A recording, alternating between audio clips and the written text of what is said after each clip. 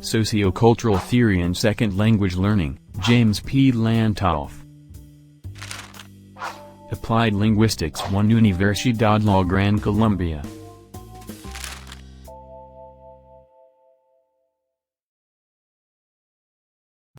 Sociocultural Theory and Second Language Learning, James P. Lantolf. A group composed of 8 doctoral students and 2 postdoctoral students interested in learning about sociocultural approaches to foreign language instruction and research in a doctoral seminar on sociocultural theory and classroom language learning taught in the Department of Instruction and Learning at the University of Pittsburgh, present through their perspectives, how an array of language teaching professionals pursuing a doctoral degree in foreign language education made use of the interpretive tools of sociocultural theory to examine the dynamics of classroom foreign language instruction and learning. For the above, the studies have been selected to represent various instructional contexts: primary, secondary, and tertiary foreign and second language classrooms, and ages of learners, elementary school children to adults. Each study is followed by a commentary highlighting the contribution of sociocultural theory to the question posed, a brief appraisal of the study, and areas for further inquiry. The outcome of this seminar was 8 research projects from a sociocultural perspective on a variety of classroom-based topics, in diverse instructional contexts, and with learners of different ages. The studies that follow will be organized around 3 sociocultural themes: 1. Private speech, 2. Language-based theories of learning and semiotic mediation, and 3. Activity theory. While reading these studies, the 3 central themes will be explained, illustrated, and applied to the issue of classroom language learning. Additionally, the studies will show how sociocultural theory can contribute to a richer understanding of the foreign and second language classroom in which these graduate students work. Classroom-based research projects. Private speech. Classroom-based research projects. Private speech. In his study, Smith, 1996, applies the concept of private speech to an area not yet researched in the literature: direct instruction during grammar lessons in an ESL class. Smith operationalizes private speech as a verbal attempt to gain self-regulation during problem-solving tasks, distinguishable from the interpersonal communication into which it is often interwoven, and the result of stress that can accompany the task of constructing meaning in L1 or L2. Smith examines a grammar class of high-intermediate ESL students, and he argues that because interlocutors naturally seek to establish coherent discourse in his data, collected during a grammar lesson on gerunds and infinitives, involve the instructor explaining the difference between the 2 structures mean plus infinitive and mean plus gerund. For example, she meant to go to the library versus she meant going to the library. At the close of the teacher's presentation, one student still expressed difficulty understanding the distinction between mean plus infinitive for expressing intention and mean plus gerund for expressing clarification. In the following protocol, Smith shows how the teacher skillfully worked with the student as she struggled to comprehend the relevant sentences.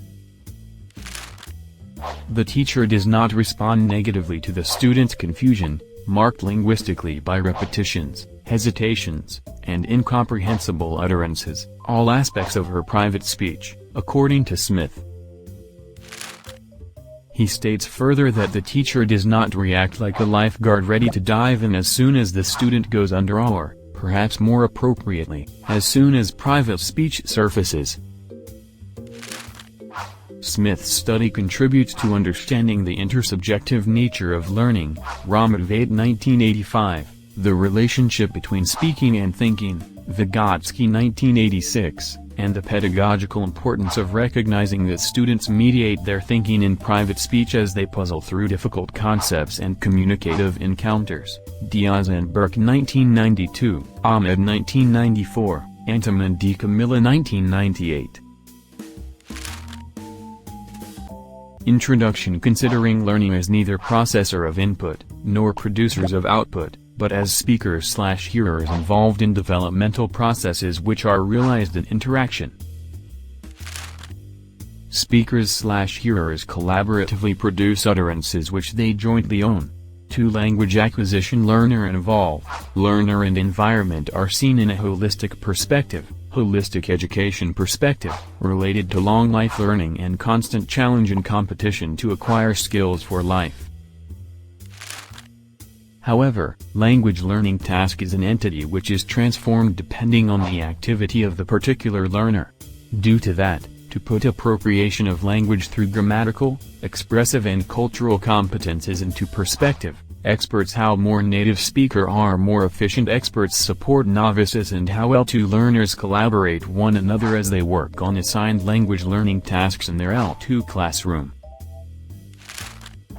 Scaffolding. Recent studies guided by researchers on scaffolding in language learning has demonstrated how learners working together reach a higher level of performance by providing assistance to one another. Brooks 1992, Donato 1994, Oden 1995, 1997, 1999. Learner-learner interactive process has been widely studied. Interactions mechanisms involved in constructive zone of proximal development. Too much assistance or tasks are too easy. There is no development in acquisition.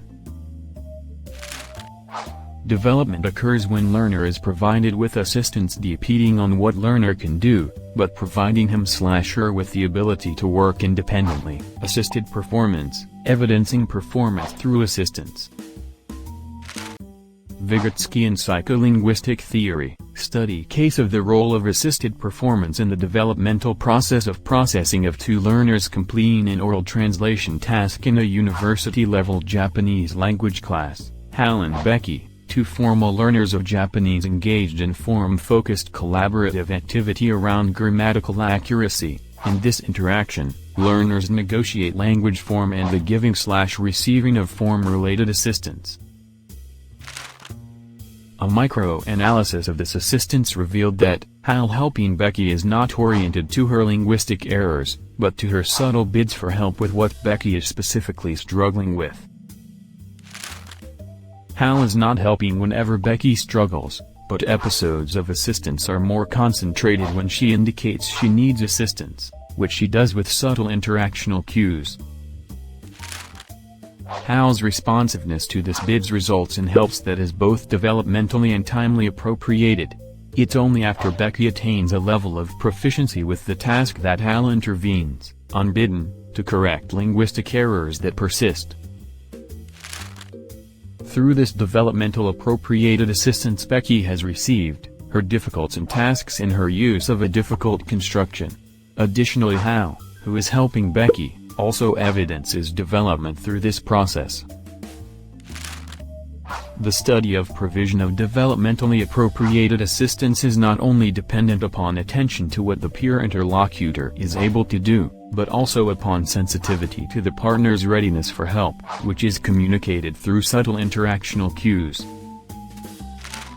The result confirms the importance of investigating how different sort of tasks are actualized in the language learning process, by examining how those tasks are actualized in the activity of learner. Nito 1997, Foster 1998, Swain and Lapkin 1998, Samuda 1999, Roebuck. This volume, Second Language Acquisition, A Sociocultural Perspective L2 Interaction from Vygotsky in Perspective, consider how learners acquire interactional competences, including the acquisition of vocabulary, syntax and pragmatics, through the analysis of holistic qualitative methodology in this approach, which gives light on learning processes as they occur in interactive settings. Lantolf presents a theoretical constructions which facilitates analysis of interactive data will be explained, leading the researcher directly to the question of language development. Interested to expand the examinations surrounding L2 interactive discourse by using analytic constructs which facilitate understanding of how learners acquire L2 competence through social interaction. For Vygotsky, learning is a socially situate activity. What a learner at first accomplishes in a social setting, he or she will eventually be able to do independently. The social locus of cognitive and linguistic development is outlined in Vygotsky's general genetic law of cultural development. Cultural development, social plane, between people, psychological plane. These planes are reunited to explain, intrapsychological category, about voluntary attention, logical, memory, the formation of concepts, development of volition. Methodology. The data, audio and video recordings of, second-year university-level Japanese language classroom, data for analysis has been transcribed using conventions from conversation analysis and first language acquisition research.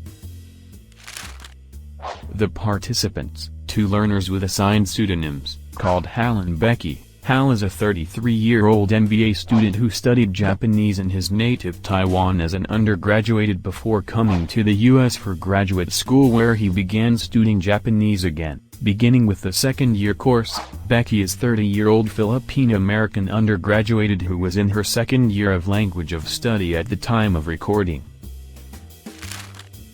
The lesson description. 3 language learning tasks are relevant for this analysis: a role-play tasks, a translation task, and a communicative interview task to conclude the lesson.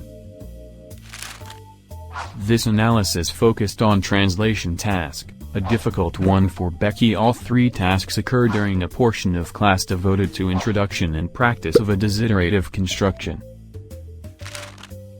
The explanation of Japanese desiderative will be first provided, the tasks will then be explained in further detail. Japanese desiderative construction in English. The concept of desire may be expressed in sentences such as, 1. I want the teacher to buy me a pencil. In Japanese, ideas such as that shown, 1, are expressed using the desiderative construction, shown in, 2. Performing of an action when he English speaker in, 1, wants the teacher to buy a pencil for him/her. The Japanese speaker in, 2, the one who desires the action to be performed.